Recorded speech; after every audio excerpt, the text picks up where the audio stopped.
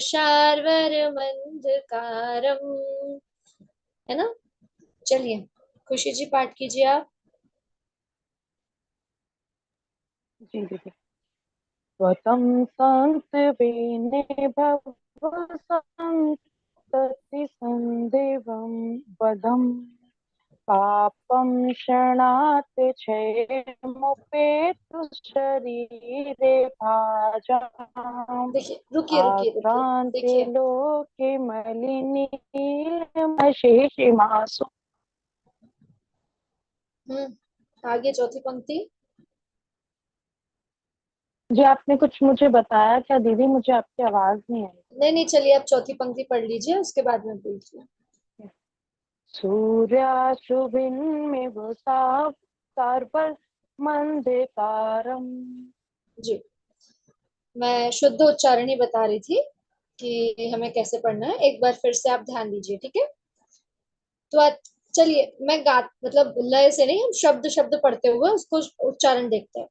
कैसे? त्वत, त्वत संस्तवेन, है ना। संस्तवेन, जैसे हम स्तुति बोलते हैं वैसे।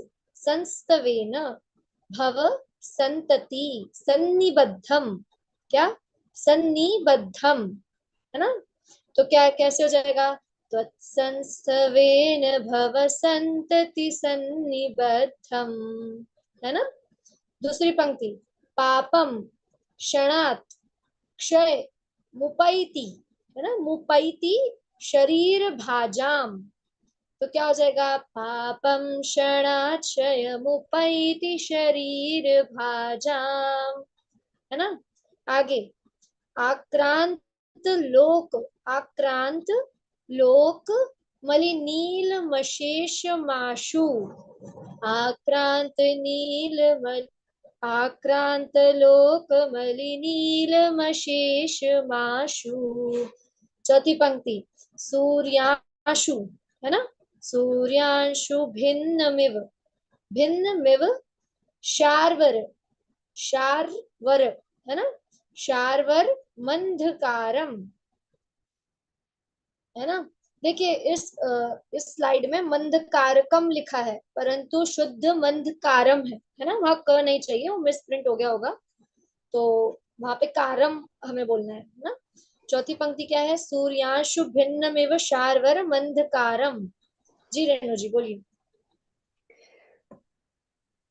त्वत्संस्तवेन भव संतति सन्निबद्धम् पापं क्षणाक्षयमुपैति शरीरभाजाम् आक्रान्तलोकमलिनीलमशेषमाशु सूर्यांशु भिन्नमिव सार्वमन्धकारम्। बहुत सुंदर। संगीता जी, परी जी, आप भी अपना वीडियो चालू कर लीजिए। देखिए, आप यदि वीडियो चालू करेंगे तो आपको मैं दिखूं, मैं तो दिख रही हूँ पर मुझे आप नहीं दिख रहे हैं ना। तो मैं आपसे कैसे पूछ सकती दीदी हूँ कि आप वहां पे हो या नहीं हो, है ना। दीदी हाँ कौन? हाँ जी खुशी परिजन जी। के नाम से भी मैं ज्वाइन हूँ, दूसरे फोन से स्क्रीन शेयर ओके करके। ओके ओके, चलेगा, कोई प्रॉब्लम नहीं है, ठीक है। जी चलिए, बहुत अच्छा संगीता जी, आपने वीडियो खोल लिया, है ना। जी चलिए, आप पढ़ेंगे एक बार।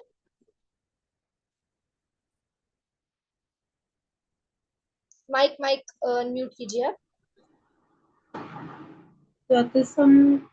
त्वत्संस्तवेन भव संतति सन्निबद्धम् पापं क्षणाति क्षयमुपेति शरीरभाजाम् आक्रान्ति लोके मलिनीलमशेषमासु सूर्यासि भिन्नमिव सार्वरमन्धकारम्।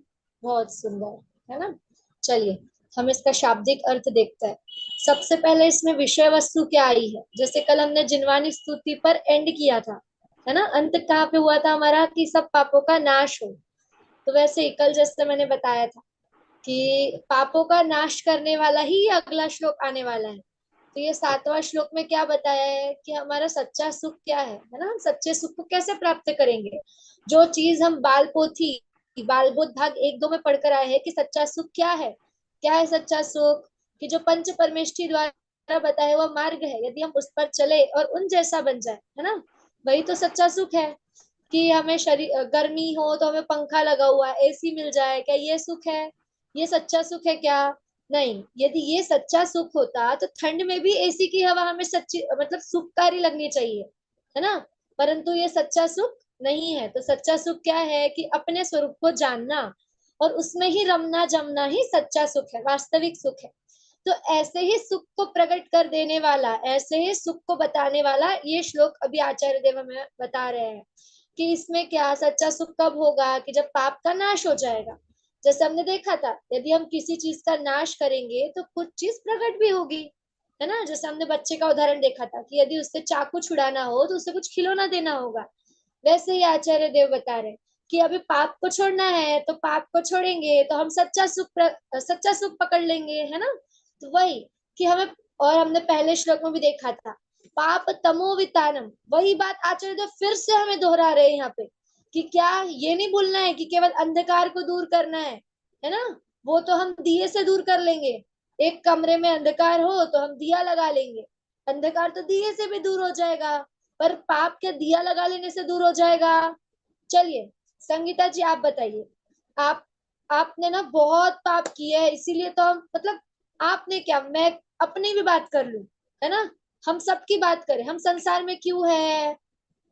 हम बोलते नहीं है पर हम मानते भी नहीं है कि हमने पाप किए हैं इसलिए हम संसार में है। वरना हम संसार में क्यों होते? आज आप पढ़ क्यों रहे होते? मैं अभी बोल क्यों रही होती? है ना। यदि हम पापी नहीं होते, पाप ही नहीं किया होता तो हम भी आज सिद्ध शिला में विराजमान होते।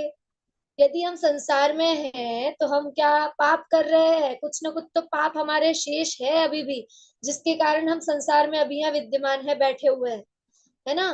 तो ऐसे ऐसे पाप को दूर करना है तो आप एक काम कीजिए, मैं आपको बोल रही हूँ, आप घर में ना एक दिया लगा लीजिए और सुबह शाम उसमें घी डालना है, तेल डालना है ना। और बूझने नहीं देना है बिल्कुल भी। यदि बूझ गया तो फिर पाप नाश कैसे हो जाएगा सारा का सारा, है ना। तो कंटिन्यू बोलते ना, अखंड ज्योत बस जलाए रखो, दिया जलाए रखना, बुझना नहीं चाहिए संगीता जी, ठीक है। ऐसा तो क्या पाप सारे नाश हो जाएंगे? संसार का अभाव हो जाएगा? क्यों रजनी जी, है ना। आप भी आपके घर में आप 2 दिए लगा लेना, है ना, तो नाश हो जाएगा क्या? नहीं नहीं। होगा। हम, हाँ, लाखों करोड़ों दिए लगाने से भी पाप नाश नहीं होने वाला है ना। तो नाश कैसे होगा? जब दिए के लिए क्या, ज्ञान रूपी, है ना, ज्ञान रूपी उजियारा, ज्ञान रूपी प्रकाश जब हम प्रकट करेंगे तो ज्ञान रूपी प्रकाश कैसे प्रकट होगा? जब हम जो जिनवाणी माता है ना, जिनवाणी को माता की उपमा दी गई है। जैसे कोई बालक को उसकी माता हित का ही उपदेश देती है, वैसे ही हमारी जो जिनवाणी माता है वह भी हमें हित का ही उपदेश देती है। क्यों हित, क्या हित का उपदेश दे रही है? कि पहली श्लोक में आया है, भव जले पतताम जनानाम, है ना। केवल तीर्थंकर तीर्थंकर देव की वाणी ही तो जिनवाणी में लिखी गई है, वही तो हमें परोस रहे हैं आचार्य देव। वही कि इस संसार से पार होने के लिए, सब पापों का नाश करने के लिए केवल जिनवाणी ही एक सच्चा उपाय अभी हमारे सामने है, कि जिसको यदि हम ग्रहण करें तो हम अपने पापों का नाश कर सकते हैं। चलिए, तो अभी श्लोक में आचार्य देव क्या मार्ग बता रहे हैं हमको पाप का नाश करने के लिए, वो हम देखते हैं। और चलिए, आपको याद है पहली कक्षा में, बिल्कुल सबसे पहली कक्षा जो हुई थी, तब मैंने आपको 3 रोग बताए थे, याद आ रहे किसी को? हमने देखे थे कि भक्तामृत श्लोक कैसे प्रचलन में है रोगों को दूर करने के लिए, भय दूर करने के लिए। पर हमको कौन से 3 रोगों को दूर करना है? जी खुशी जी बोलिए। जन्म मरण जरा। बहुत सुंदर। संगीता जी क्या 3 नाम बोले इन्होंने, बोलिए। जन्म मरण और जरा। हाँ, जरा मतलब, जरा का अर्थ क्या होता है? बुढ़ापा बुढ़ापा। बहुत सुंदर, है ना, बुढ़ापा। किसी को बुढ़ापा अच्छा लगता है क्या? कि बस मतलब बच्चा भी हो तो क्या मांगेगा? मुझे बुढ़ा होना है, बुढ़ा होना है ना। बुढ़ापा चाहता है क्या कोई? उल्टा चाहता है, काय मतलब क्या बाबा ये बुढ़ापा आ गया, ना हाथ पैर चलते हैं, ना आंखों से दिखाई देता है, पराधीनता स्वीकार करनी पड़ती है हमको। अभी तो कैसे, अभी हम अपने हाथ पैर चल रहे हैं तो सब काम, उठा पटक वाले सब काम कर लेंगे। और बुढ़ापे में वही चीज पराधीनता, अरे बाबा पानी ला दो, है ना, तो वो किसको अच्छा लगता है, इसीलिए उसको भी क्या रोग का है। अपन कहते हैं ना, जन्म जरा मृत्यु विनाशनाय जलम निर्वपामिति स्वाहा, है ना, रोज सुबह पूजन में वहीं से शुरू होता है अपना, है ना। तो क्या 3 रोग का है, जन्म जरा और मृत्यु, है ना, ऐसे 3 रोग। चलिए अब बढ़ते हैं, आचार्य देव हमें इस रोग को नाश करने के लिए क्या उपाय बता रहे हैं, हम देखते हैं। देखिए क्या कह रहे हैं, त्वत, शाब्दिक अर्थ देखते हैं, ठीक है। त्वत, त्वत अर्थात आपके, है ना, आपके, संस्तवेन, स्तवन से, कैसे, संस्तवेन, तो स्तवन से, आपके गुण कीर्तन से। संगीता जी आप अपना माइक म्यूट कर लीजिए, है ना। क्या, संस्तवेन, गुण कीर्तन से, तो किसके गुण कीर्तन से, आपके गुण कीर्तन से। भव संतति, भव संतति, भव हमने देखा था, भव अर्थात संसार, और संतति जो परिपाटी चली आ रही है ना, रूढ़ी से जो परंपराएं चलती है उसको संतति। तो क्या, क्या संतति चली आ रही है, जन्म मृत्यु की, तो जन्म जन्मांतर के, भव संतति, जन्म जन्मांतर के, सन्निबद्धम, क्या दूर करना है, बंधे हुए जो पाप है उनको दूर करना है। तो हम आपकी स्तुति क्यों कर रहे हैं प्रभु, आपकी जो जिनेन्द्र देव है उनकी स्तुति हम क्यों करने के लिए आए हैं, ताकि जो जन्म जन्मांतर के हमारे बंधे हुए, गाढ़ बंधे हुए, है ना, ऐसे वैसे भी नहीं बंधे कि अभी बंध गए, पूर्व काल से, पूर्व भव से जो बंधे हुए जो पाप है, उन सभी पापों की बात ले रहे हैं।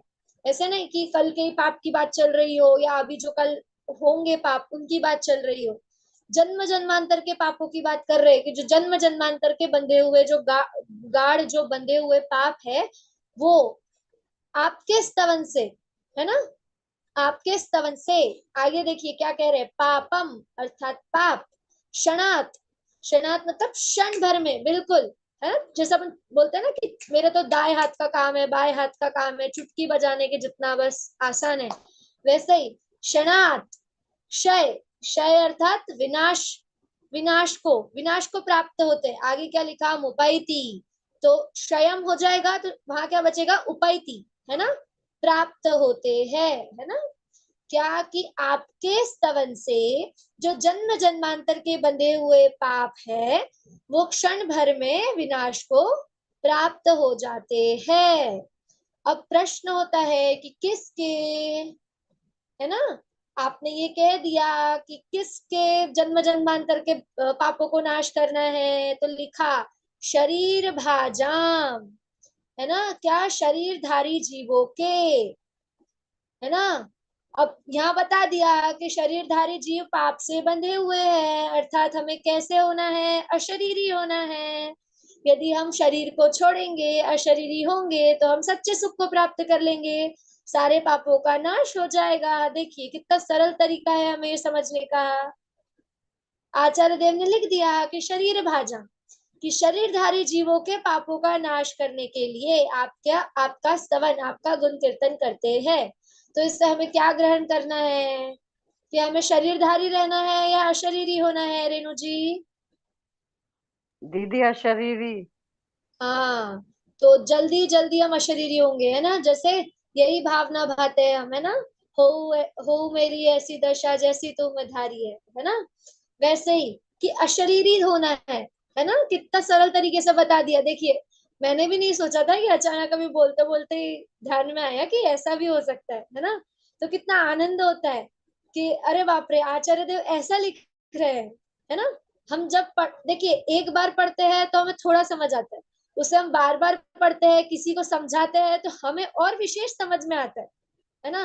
देखिए अभी इस श्लोक को जब मैंने पढ़ा था कि चलिए आज कक्षा में ये श्लोक चलेगा, तो मेरे ध्यान में तब नहीं आया, पर अभी बताते बताते अचानक से ध्यान में आया कि शरीर भाजम लिखा आचार्य देव ने, है ना। तो शरीर भाजम लिखा थी तो शरीरधारी जीवों की बात हो गई। तो हमें क्या प्रकट करना है, अशरीरीपना, है ना, अशरीरी होना है।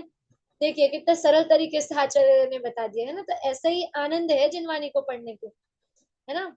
चलिए आगे बताते हैं, क्या बता रहे हैं, पापम क्षणात क्षय उपैति शरीर भाजा, कि पाप को क्षण भर में विनाश को प्राप्त हो जाता है, जो पाप है वो क्षण भर में विनाश को प्राप्त हो जाते हैं। किसका? शरीरधारी जीवों के, है ना। कैसे? आपकी स्तुति करने से। आगे क्या कह रहे हैं? अब उदाहरण, है ना। देखिए, आचार्य देव भी बहुत प्रैक्टिकल थे, प्रैक्टिकल व्यक्ति थे बिल्कुल, कि भाई मैं ऐसी थ्योरी थ्योरी बता दूंगा तो वो लोग सोचेंगे कि बस आचार्य देव तो थ्योरी थ्योरी बताकर चले गए, हम इसको कैसे समझे। तो आचार्य देव ने वो काम भी बाकी नहीं छोड़ा। आचार्य देव उसके लिए भी उदाहरण देकर हमें बताकर गए हैं कि डरो मत, बहुत सरल है, बहुत सरल समझना है ना। उदाहरण देकर समझा रहे, क्या कह रहे हैं? आक्रांत लोकमल नील मशेष माशु। देखिए क्या कह रहे हैं? आक्रांत लोक, आक्रांत लोक अर्थात लोक में फैला हुआ, है ना। लोक में फैला हुआ, क्या फैला हुआ? अली, अली कहते हैं भौरे को। ब्लैक कलर का, काले कलर का होता है ना भौरा, उस भौरे को कहते हैं अली। तो कैसा? नीलम अशेष, अशेष है ना, नीलम भौरे के समान, है ना, भौरे के समान। अशेष समस्त, आशु शीघ्र, है ना। हम बोलते हैं ना आशु भाषण प्रतियोगिता रखते हैं कभी कभी हमारे पाठशालाओं में। इसमें आशु भाषण की क्या, आपको तुरंत ही विषय दिया जाएगा और आपको बोलना है उस विषय के बारे में, आशु भाषण। वैसे ही शीघ्र, तो क्या होता है इसका अर्थ? कि लोक में फैला हुआ। क्या फैला हुआ है? अभी वो अगले पंक्ति में बताएंगे आचार्य देव। परंतु कैसा? भौरे के समान है ना। जो फैला है वो कैसा है? भौरे के समान है। और कैसे फैलता है? शीघ्र फैलता है। और कैसे? समस्त, समस्त और समस्त लोक में फैलेगा, है ना। अब क्या? सूर्याशु भिन्नमिव शार्वर मंदकारम। सूर्य अर्थात सूर्यांशु, क्या कहे? सूर्य की किरण, सूर्य का अंश, है ना। भिन्नमिव अर्थात सूर्य की किरणों से छिन्न भिन्न हो जाता है ना। इव जैसे, क्या? अब सूर्य का किरण, सूर्य का किरण क्या दूर करेगा? अंधकार को। तो आगे कह दिया शार्वर अर्थात रात्रि का, क्या? अंधकारम, अंधकार।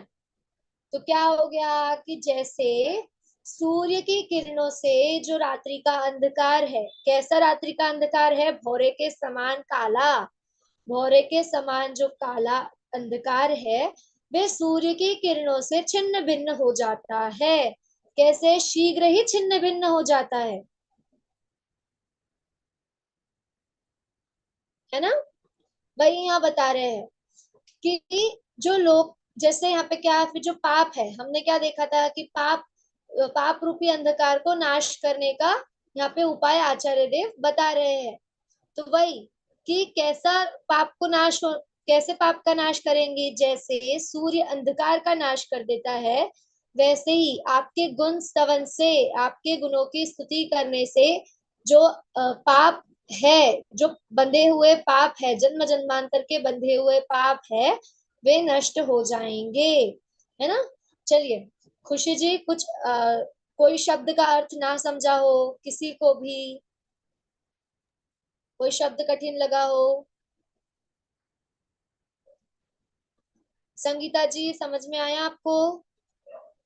किसी शब्द का अर्थ ना समझा हो? चलिए, संगीता जी आप बताएंगी अर्थ इसका एक बार, अपने शब्दों में आपको क्या समझा, आप अर्थ बताइए।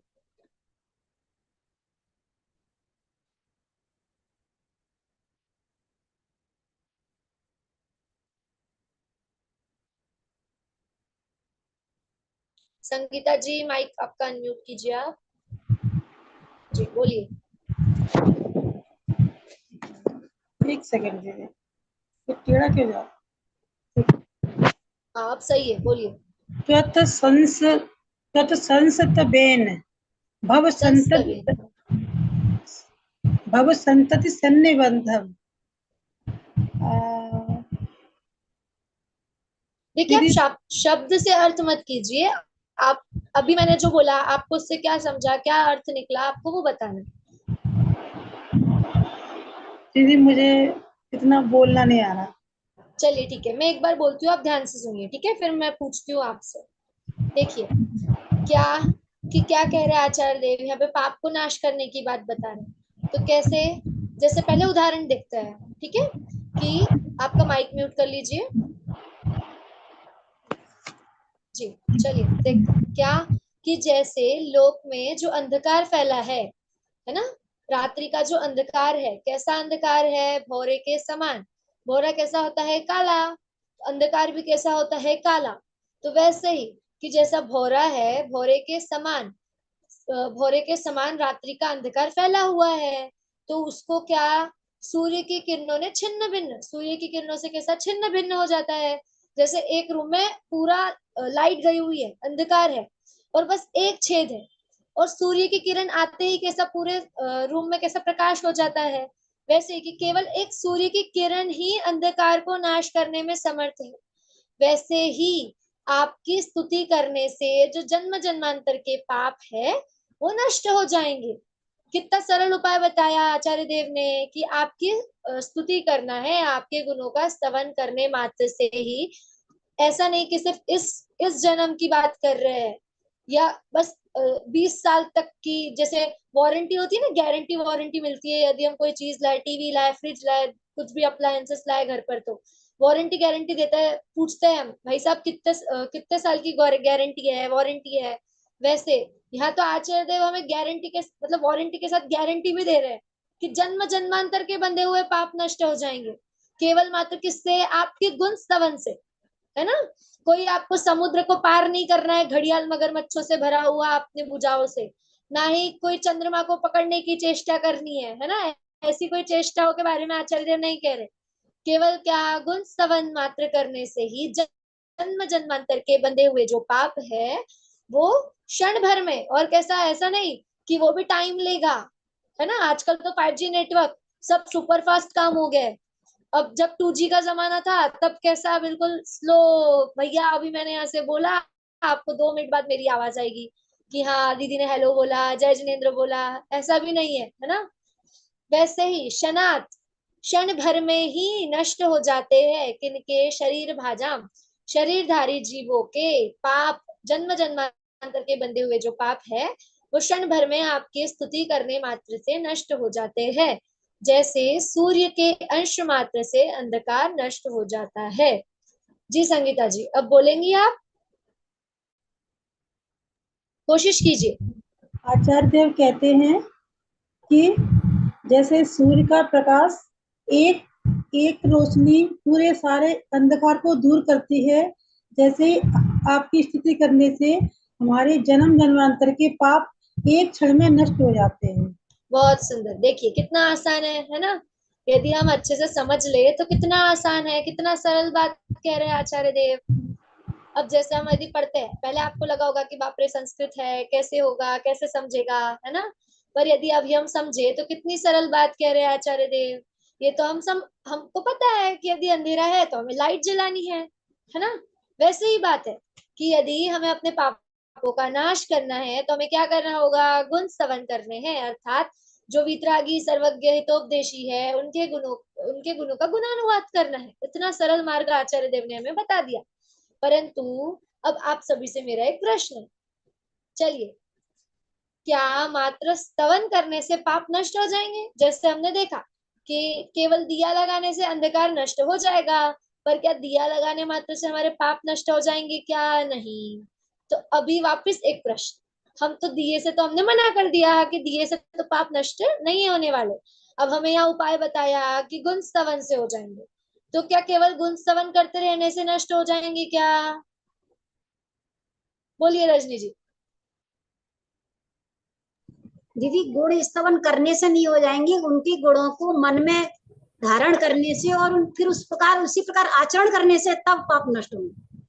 हाँ देखिए, बहुत सुंदर कि अब जैसे हम मंदिर गए, अभी क्या कहा है हमें आचार्य देव ने कि गुणों का स्तवन करना है ना रेणु जी, गुणों का स्तवन करना है।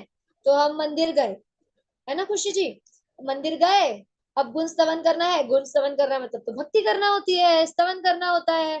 तो 2 स्तुति पढ़ लेंगे, 2-4 भक्तियां कर लेंगे, हो गई गुण स्तवन, हो गया गुण स्तवन। अब सारे पाप नष्ट, अब तो कैसे संसार से मुक्ति, है ना। 4 स्तुति पढ़ने के बाद में, हे भगवान संसार से मुझे मुक्ति पार दे दो, मुझे संसार पार कर दो, ऐसा नहीं, है ना। पुरुषार्थ भी लगेगा, केवल मात्र मंदिर जाने से या घर में बैठकर 4 स्तुति बोलने से पाप नाश नहीं होने वाले हैं। कि यहाँ तो कह दिया कि क्षण भर में नाश हो जाएंगे, तो भाई क्षण भर स्तुति बोलने में तो मुझे 1 घंटा लग जाएगा अगर मैं कोई बड़ी स्तुति बोलने लगूँ तो फिर उसका तो मुझे जन्म जन्मांतर के सारे पाप मेरे नाश हो जाना चाहिए, क्योंकि मैंने तो 1 घंटे की स्तुति पढ़ी है। ऐसा नहीं कि 2 मिनट में स्तुति पढ़कर आ गई, ऐसा भी नहीं है ना। तो सब पाप नष्ट हो जाने चाहिए, ऐसा नहीं। केवल गुण स्तवन करने का गुण, यहाँ पर जो गुण स्तवन करने का अर्थ है वो ऐसा नहीं है कि भगवान के सामने मात्र जाकर 1-2 स्तुति भक्ति पढ़ ली, बोल लिया तो गुण स्तवन हो गया। तो आखिर गुण स्तवन, सच्चा गुण स्तवन कहते किसे है वो भी तो जानना आवश्यक है, वरना हम यही समझ ले कि गुण स्तवन करना तो केवल भक्ति करना ही है, तो हम वैसे ही ग्रहण कर लेंगे। परंतु सच्चा स्तवन, सच्चे गुणों का कीर्तन करना क्या है कि जो हमें बताया हुआ मार्ग है, जो पंच परमेष्टि द्वारा बताया हुआ हमको जो मार्ग है, जो जिनेंद्र देव ने हमें मार्ग बताया है, उस मार्ग पर यदि हम चले, है ना, उस मार्ग पर हमें चलना है। जब हम उनके बताए हुए मार्ग पर चलेंगे तभी तो हम उन जैसा बन पाएंगे। जैसे कोई डॉक्टर है और किसी को डॉक्टर बनना है, तो वो अपने सामने एक बड़े डॉक्टर को जो अच्छा अभी पोजीशन पे है उसको रखता है ना अपने सामने, फिर देखता है कि उसने किस कॉलेज से पढ़ाई की, कौन सी डिग्रीज ली, क्या क्या उन्होंने तैयारी की, उनका इंटरव्यू लेने जाते हैं कि आपने कैसे पढ़ाई की। कोई आईएएस टॉपर होता है तो उनसे पूछने जाते हैं कि जैसे आप कोई गांव का हो तो आपके पास लाइट नहीं थी, आपने कैसे पढ़ाई की। उनका मार्ग जानने की कोशिश करते हैं ताकि हम भी उस मार्ग पर चले और उस ध्येय को प्राप्त कर सके। तो वही हमें यहाँ पर भी लागू करना है कि जो जिनेंद्र देव है उन्होंने सच्चा सुख प्राप्त कर लिया है और हमें प्राप्त करना है, तो उनके बताए हुए मार्ग पर ही तो जब हम चलेंगे तभी तो हम भी सच्चा सुख प्राप्त कर पाएंगे, है ना। तो उन्होंने क्या सच्चा मार्ग बताया है रजनी जी हमें, रेणु जी क्या मार्ग बताया है उन्होंने हमें, क्या बताया? 6 द्रव्य, 7 तत्व, अपनी आत्मा का स्वरूप, सच्चा स्वरूप बताया है ना। आत्म जैसे स्वरूप में रमण करना, अपने आत्म स्वरूप में अंतरंग में रमण करना, ये सच्चा सुख प्राप्ति हाँ, का। है ना, सबका मेन तो यही बात है, बिल्कुल, है ना, अपने आत्मा में ही रमण करना। जैसे देखिए, क्या जैसे भगवान, हमने कल भी देखा था कि जैसे जिनेंद्र देव केवल अपने को देखते हैं, वैसे ही हमें भी क्या केवल अपने को ही देखना है। निश्चय से तो एक आत्मा ही शरण है ना, यही बात हर जगह लागू करनी है, भले कोई भी बात हो, परंतु आखिरी हमें क्या कि अपनी आत्मा को ही शरणभूत मानना है। जैसे यदि हम प्रथमान योग आदि की भी चर्चा करें, जैसे अभी यहाँ पर स्वाध्याय में भी हमारा पद्म पुराण चल रहा है, तो उसमें भी क्या प्रत्येक अधिकार के अंत में एक ही बात आचार्य देव लिख रहे हैं कि धर्म ही सार है, धर्म ही करने योग्य है, केवल एक धर्म ही शरणभूत है। और अंत में एक ही बात आचार्य देव लिखते हैं कि शुद्धोपयोग ही करना है। अभी भले ही शुभोपयोग में हूं, मैं आपको उपदेश दे रहा हूं, परंतु शुभोपयोग भी पकड़ने लायक नहीं है, केवल शुद्धोपयोग ही है ना। ये तो शुभोपयोग में आना तो एक कमजोरी हो गई, परंतु क्या केवल शुद्धोपयोग ही करना है, अपनी आत्मा में ही जमना रमना है ना। यही बात कि गुणों के स्तवन का अर्थ ये नहीं केवल भक्ति कर लेना, यह अर्थ नहीं लेना है हमें, यहाँ पर ये हमें समझना है ना। ऐसा 7वां श्लोक हमने देखा। चलिए रजनी जी एक बार इसका अर्थ बताइए आप।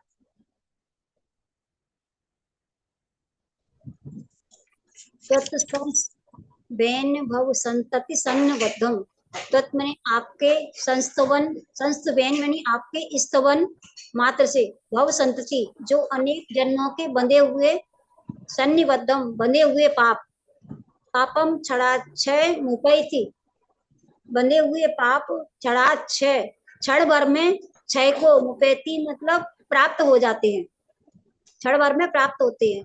शरीर भाजाम शरीरधारी प्राणियों को, आक्रांत लोक मलनील मशेष माशु, आक्रांत लोक मतलब घोर अंधकार, जो लोक में सर्वत्र व्याप्त है घोर अंधकार। मल नील मशेष माशु मतलब भौरे के समान काला अंधकार, माशु माने प्राप्त होता है, नहीं, माशु माने शीघ्र। शीघ्र ही, अशु मतलब शीघ्र ही, सूर्यांशु भिन्न मिव शार्वर मंदकारम, सूर्यांशु मतलब सूर्य की एक किरण मात्र से छिन्न भिन्न हो जाता है सार्वर यानी रात्रि का, मंदकारम मतलब घोर अंधकार। बहुत सुंदर है ना। चलिए एक बार पाठ करते हैं इसका, फिर इसका भावार्थ देखते हैं। त्वत्संस्तवेन भव संतति त्वत्संस्तवेन भव संतति सन्निबद्धं पापं क्षणाक्षयमुपैति शरीरभाजाम् आक्रांत लोकमलिनीलमशेषमाशु सूर्यांशु भिन्नमिव शार्वर्मन्धकारम्, है ना। देखिए इसका भावार्थ देखते हैं। देखिए श्लोकार्थ क्या कह रहे हैं। हे प्रभु, हे जिनेन्द्र देव, जिस प्रकार लोक में व्याप्त अर्थात लोक में जो भरा हुआ है, जो लोक में फैला हुआ है, क्या फैला है, रात्रि का भ्रमर समूह के समान सघन काला अंधकार, है ना।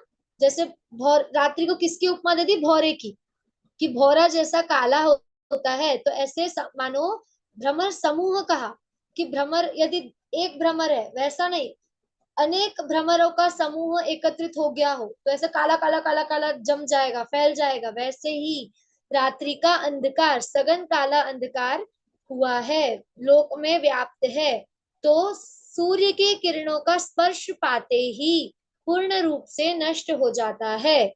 केवल सूर्य का एक अंश मात्र पाते ही वो अंधकार कैसा नष्ट हो जाता है। भले ही कितना भी बड़ा समूह हो, है ना, कितना ही, चाहे वो एक छोटी सी रूम हो, हॉल हो, कुछ भी हो, एक बल्ब लगाने मात्र से पूरा हॉल प्रकाशित हो जाता है। वैसे ही भले ही तीनों लोक अंधकार से हुए हो, पर एक ज्ञान रूपी सूर्य उदित होने से सबका वो सब पाप रूपी अंधकार का नाश हो जाता है। वैसे ही आगे क्या कह रहे हैं, उसी प्रकार आपके स्तवन, स्तवन अर्थात भक्ति से जीवधारियों के जन्म जन्मांतरों के उपार्जित अर्थात जो उसने प्राप्त किए हैं, जन्म जन्मांतर से जो पाप उसने उपार्जित उसने प्राप्त किए हैं, जो उसने कमाए हैं, है ना, एवं बद्ध पाप कर्म जो बांधे, पाप कर्म बांधे हैं, तत्काल ही समूल नष्ट हो जाते हैं। कैसा कहा, समूल, मूल सहित नष्ट हो जाते हैं। जैसे देखिए कितना, ऐसा नहीं कि सब नष्ट हो जाते हैं, समूल नष्ट होने की गारंटी दे रहे हैं आचार्य देव यहाँ पर, कि जैसे यदि कोई जंगली पेड़ लगा हो और यदि हम बस उसको खींच दे, ऊपर ऊपर से तोड़ दे, तो क्या वो नष्ट हो गया, नहीं, वो फिर से उगेगा, बल्कि दुगनी तेजी से, क्योंकि अब उसकी जड़ें तो विद्यमान है ही वहां पे, तो अब वापस वो जड़ वाली प्रोसेस तो उसको करनी नहीं है, सिर्फ उगना है। उसके साथ साथ और आसपास भी और उग जाएगा झाड़, है ना, जो पौधे उग जाते हैं वो उग जाएंगे। तो क्या यदि हम उसे जड़ जड़ से नष्ट करना पड़ता है हमें, वैसे ही जो पाप है वो क्या मूल से, मिथ्यात्व जो सबसे बड़ा पाप का है, पाप का बाप कहते हैं मिथ्यात्व को, कि जड़ से ही पूरा नष्ट कर देते हैं, है ना। यदि हम आपका स्वरूप समझ लेंगे तो हमें इस संसार की क्षण भंगुरता, जैसे आदि मतलब तत्वान योग में आपने पढ़ा होगा कि संसार की क्षण भंगुरता जान ली और वैराग्य को प्राप्त हुए, वैसे ही कि क्या यहाँ पे भी तो कह रहे हैं ना, क्षणात, बिल्कुल क्षण भर में। वैसे ही केवल जो आपके गुण स्तवन है वो जन्म जन्मांतर के पापों को क्षण भर में नाश कर देने वाले हैं। ऐसे ही तो नाश करेंगे जब हम मूल से उसको पूरा समझेंगे कि ये कैसा है, पाप रूप ही है, तभी तो, मतलब यदि कोई चीज हमें दुखदाई लगेगी तभी तो हम उसको हटाएंगे। यदि ठंड में हमें पंखा अच्छा लगेगा तो क्या हम स्विच बंद करेंगे, नहीं, है ना। गर्मी में हमें पंखा अच्छा लग रहा है तो क्या हम बंद करते हैं क्या स्विच, नहीं। पर वही यदि कोई हीटर लगा के रख दे हमारे साइड में गर्मियों में तो क्या दुखदाई लगेगा, तो हम बंद करेंगे। तो बंद करेंगे क्या, हम उसको निकाल के पैक करके वापस रख देंगे, है ना अंदर, भैया गर्मी है इसका तो कुछ काम ही नहीं है, पूरा बंद, स्विच बंद करना भी नहीं, सिर्फ पैक करके रख देंगे। मतलब क्या, यहाँ इस बात को हम देखेंगे उदाहरण कि कैसे कि समूल पूरा मूल से ही, केवल स्विच से बंद करना तो क्या ऊपर ही बंद हो जाएगा, और पूरा पैक करके रख देना मतलब समूल हटा देना, है ना। वैसे ही कि आचार्य देव भी कह रहे हैं कि जो बद्ध पाप कर्म है तत्काल ही अर्थात क्षण भर में ही समूल नष्ट हो जाते हैं। अर्थात जैसे सूर्य अंधकार को शीघ्र मिटा देता है, उसी प्रकार आपकी स्तुति से जीवों के पाप क्षय हो जाते हैं। देखिए फिर आचार्य देव बता रहे हैं कि जैसे सूर्य के प्रकाश से शीघ्र ही, ऐसा नहीं है कि आपको टाइम ड्यूरेशन दे रहे हैं, टाइम लिमिट कुछ लग रहा है कि आपकी जो क्रिया है वो प्रोसेस में चल रही है, ऐसी बात भी नहीं है। कितना हाईलाइट कर रहा है आचार्य देव उसको, इसीलिए उदाहरण भी देखिए कितना सटीक दिया है कि अंधकार, प्रकाश आते ही अंधकार गायब, है ना। वैसे ही जैसे आप देखिए, यदि आप दिन में हम नोटिस करते हैं कि यदि सूरज उगा है तो शाम होते होते के साथ धीरे धीरे धीरे धीरे धीरे धीरे धीरे धीरे धीरे धीरे होगा, है ना। दिन कैसा हो जाता है फटाक से, है ना। रात का जो समय है और सूर्य का उदय का जो समय है, सूर्य आया और अंधकार एक बार में गायब। इसीलिए कह रहे हैं कि कैसा समय नहीं लग रहा रात्र को, जैसा आने में समय लगता है कि सूर्य धीरे धीरे धीरे धीरे जा रहा है, फिर रात्र आ रही है, अंधकार 6 बजे थोड़ा कम अंधेरा होता है, उसके यदि हम कंपैरिजन में करें तो रात के 12-1 बजे में ज्यादा अंधकार लगता है, 8 बजे ही ज्यादा अंधेरा लगता है 6 बजे से, है ना। 6 बजे तो थोड़ी रोशनी रहती है, 8-9 बजे तक तो वो भी पूरा गायब, चांद की रोशनी दिखती है अंधकार में। वैसे ही परंतु यदि सुबह 6 बजे यदि सूर्य उदय होता है तो कैसा धीरे धीरे अंधकार जाता है क्या, कि अभी अभी अभी तो सूरज बस थोड़ा आया है, थोड़ा है, नहीं, जैसे आया वैसे ही अंधकार गया क्षण भर में। वैसे ही आपके गुण स्तवन करने से जन्म जन्मांतर के बंधे हुए जो पाप है, यहाँ पे देखिए जन्म जन्मांतर के पाप कह रहे हैं, आजकल के करे हुए पाप नहीं है, जन्म जन्मांतर के पापों की बात चल रही है कि वो भी कैसे क्षण भर में नाश को प्राप्त होते हैं। किनके? शरीरधारी जीवों के, अर्थात हमारे, है ना। जो शरीरधारी जीव है, हमारे जो पाप है, जन्म जन्मांतर के बंधे हुए पाप है, वो केवल आपके स्तुति करने मात्र से ही नष्ट हो जाते हैं। चलिए, तो ये प्रश्न लेकर हम अंत करें, मतलब खत्म करेंगे क्लास, कि कुछ भी पाप कर लो और हम ये श्लोक पढ़ लेंगे, स्तुति पढ़ लेंगे, तो क्या पाप नाश हो जाएंगे? जैसे लोक में कहते हैं ना हिंसा, हम भी कहते हैं कि हिंसा करना पाप है, चोरी करना पाप है, झूठ बोलना पाप है। अब मेरा मन कर रहा है, मैंने झूठ बोल दिया, मैंने 2-4 झूठ बोल दिया आज दिन भर में। अब मुझे तो पता है पाप को नाश करना है, तो क्या करना है? भगवान की स्तुति करनी है। तो बस दिन भर पाप करो और शाम को जाके मंदिर में स्तुति कराओ भगवान की, तो पाप नाश। यहाँ तो जन्म जन्मांतर की बात की है, तो मैं तो सिर्फ एक दिन के पापों को नाश करने के लिए बोल रहा हूँ ना भगवान को, कि मेरे तो सिर्फ आज एक दिन के पाप नाश कर दो। 1 घंटे में ही बोल, मैंने 1 घंटे में 3 झूठ बोले, तो मेरे तो सिर्फ 1 घंटे के पापों को नाश कर दो आप, मैं आपकी स्तुति करने के लिए आया हूँ। ऐसा बोल रहे हैं क्या खुशी जी यहाँ पर? नहीं, है ना। ऐसे पापों को नाश करने वाले नहीं है। देखा था ना, वीतरागी है, फिर तो कोई भी जाकर कुछ भी इच्छा करेगा, है ना। तो भगवान के लिए सबके से समान है। और सबसे बड़ी बात इसमें क्या कर्म सिद्धांत निकलता है कि अपनी अपनी करनी का फल सबको मिलता है। जो जैसा कर्म करेगा उसको वैसे ही फल भुगतने पड़ेंगे, जो जैसा पाप करेगा उसका फल उसी को प्राप्त होगा, कोई दूसरा नहीं भोगेगा। यदि मैं झूठ बोलूंगी तो खुशी जी को उसका फल नहीं मिलेगा, है ना, कि मैं झूठ बोल दूं और मुझे तो कोई टेंशन ही नहीं है, क्योंकि जो भी फल आएगा वो तो खुशी जी भोगेंगी, रेणु जी भोगेंगी, संगीता जी भोगेंगी। ऐसा होगा क्या? संगीता जी यदि कोई पाप करे तो रेणु जी उसका फल भोगेंगी, ऐसा होगा क्या? रजनी जी कुछ करेंगी तो मैं फल भोगूंगी, ऐसा होगा क्या? नहीं। जो जैसे कर्म करेगा उसको वैसा ही उदय में प्रकट होगा, ऐसा इस श्लोक से हम निकाल सकते हैं, है ना। पापों को नाश करने वाला श्लोक कह रहे हैं। तो केवल हमें ये नहीं कि हिंसा, झूठ, चोरी, कुशील, परिग्रह जो 5 पाप है, केवल इन्हीं को 5 पाप मानना। क्या कषाय फिर पाप नहीं आएगी क्या? क्रोध, मान, माया, लोभ, ये सब पाप नहीं है? मिथ्या तो पाप नहीं है? इनके तो पाप पाप 5 होते हैं, ठीक है। हिंसा, झूठ, चोरी, कुशील और परिग्रह, बस इसमें क्रोध, मान, माया, लोभ की बात ही नहीं आई, मिथ्यात्व की बात ही नहीं आई। दीदी आप क्या बोल रहे हो, ये भी पाप है, इनका नाम तो कषाय है ना। परंतु ये भी तो सब पाप में ही गर्भित हो जाती है ना। कब हिंसा कब करेगा कोई इंसान? जब उसे गुस्सा आएगा, जब यदि किसी व्यक्ति को क्रोध ही नहीं आएगा, तो अभी हम सब यहाँ बैठे, किसी को हिंसा करने का मन कर रहा है क्या, कि मैं उठाऊं एक चाटा लगा दूं इसको, मन कर रहा है किसी को ऐसा? नहीं। क्यों? क्योंकि क्रोध कषाय ही नहीं है ना अभी। जब क्रोध कषाय उत्पन्न होगी तभी तो हिंसा होगी, मान कषाय होगी, घमंड आएगा तभी तो हम किसी को झूठ बोलेंगे, है ना। यदि किसी को घमंड होगा कि मैं ही बहुत पढ़ने लिखने वाला हूँ और उसको कम परसेंटेज आ जाए, है ना, 60% आ गए, अब भाई घमंड तो है, सबको बोल रखा है बहुत पढ़ने लिखने वाला बच्चा है हमारा ऐसा, फिर अब क्या 80% आया है, पढ़ने लिखने वाला बच्चा है हमारा, ऐसा थोड़ी है 60% आ जाएंगे, जबकि आए कितने हैं 60%। तो क्या कषाय भी कब हो रही है? कषाय के कारण ही तो पाप कर रहा है जीव, है ना।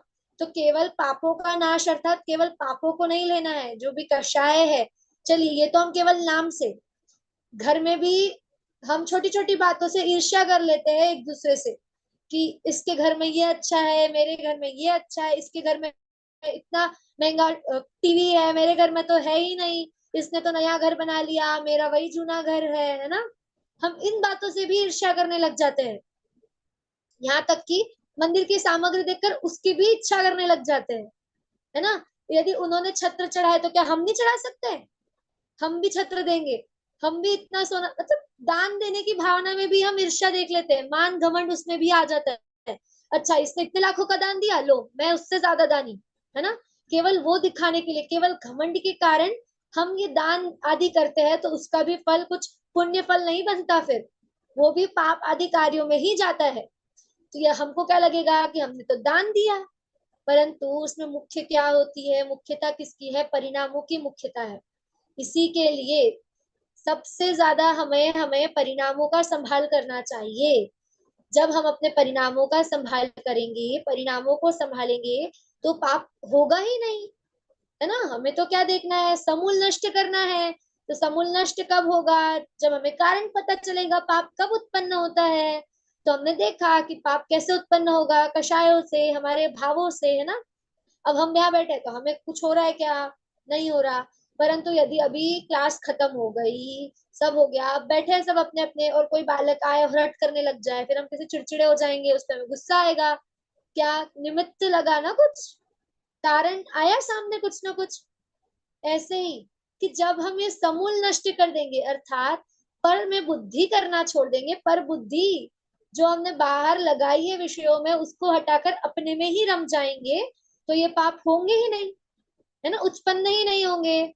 ऐसे ही हमें इसका समूल नाश करना है, अर्थात हमें अपने परिणामों का सुधार करना है, परिणामों को संभाल करना है ना। तो आज का हमारा क्या एक सुविचार ही हो गया कि हमें अपने परिणामों की संभाल करना है ना। चलिए, तो हम भी अपने परिणामों की संभाल करें, और वितरागी देव जिनेन्द्र देव है उनकी गुणानुवाद करें, स्तुति करें। इसी मंगल भावना से एक बार हम पाठ करके श्लोक का कक्षा को समाप्त करते हैं। त्वत्संस्तवेन भव सन्तति सन्निबद्धम् पापं क्षणाक्षयमुपैति शरीरभाजाम् आक्रान्तलोकमलिनीलमशेषमाशु सूर्यांशुभिन्नमिव शार्वर्यमन्धकारम्। जिनवानी स्तुति ले लीजिए। आप बोल दीजिए दीदी आज। नहीं, आप कल वाली बोलिए आपकी। प्रभु देव तुम्हारे पवित्र मुख से निःसृत जो शीतल वाणी, जग जन मन के मल को धोती, अतः कहाती जिनवाणी। जयवंती माँ जग में कब तक, जब तक सूरज चांद रही, शीश नवाते करम हरो माँ, अब तक हम विषयांद रहे। शीश झुकाते करम हरो माँ, अब ना हम विषयांद रहे। जय बोली द्वादशांग में जिनवाणी माता की जय।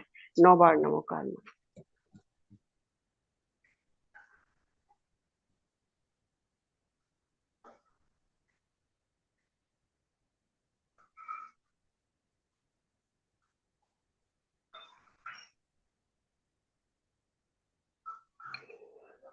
देखिए, विषयांग नहीं रहना है ना, विषयांग से बचना है। तो यही कि हमें पर बुद्धि छोड़नी है और स्व में लगना है।